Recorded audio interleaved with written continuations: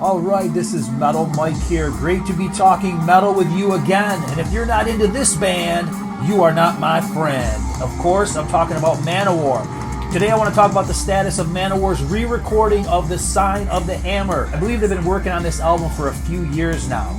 In 2023, they came out with a press release. They were going to do a re-recording of Sign of the Hammer for its 40th anniversary called Sign of the Hammer 2024 and do a new studio album as well in 2025.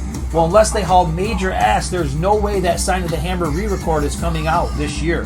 The original is the band's fourth album. It was released in 1984. It contains classic songs like All Men Play on 10, the title track, and one of my favorites, Guyana, Cult of the Damned. Now, Manowar has recorded past albums with mixed results like Battle Hymns and Kings of Metal. And Eric Adams' voice is in incredible shape for a 72-year-old man. But it's like Apollo Creed's fight with Ivan Drago. It's you against you. And can he really beat his previous vocal performance dropped down to a D-tuning 40 years later? I do think every Manowar album pre-Fighting the World is sonically challenged, and Sign of the Hammer could probably benefit from some kind of remastering or maybe this re-record.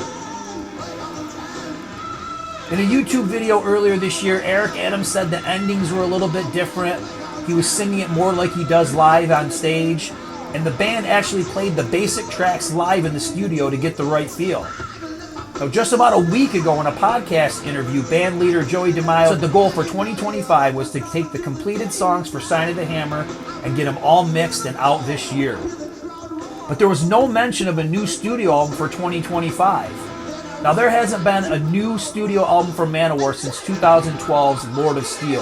And most fans want a true-to-form release featuring Michelangelo Badio doing some shredding. I know I do. So what do you think? Will we see a new studio album of fresh material in 2025? When do you think we'll get this Sign of the Hammer re-release? And should recordings of old albums even be done at all? I'll keep an eye on this topic, and I will definitely review the new Sign of the Hammer once it's released. Rock on!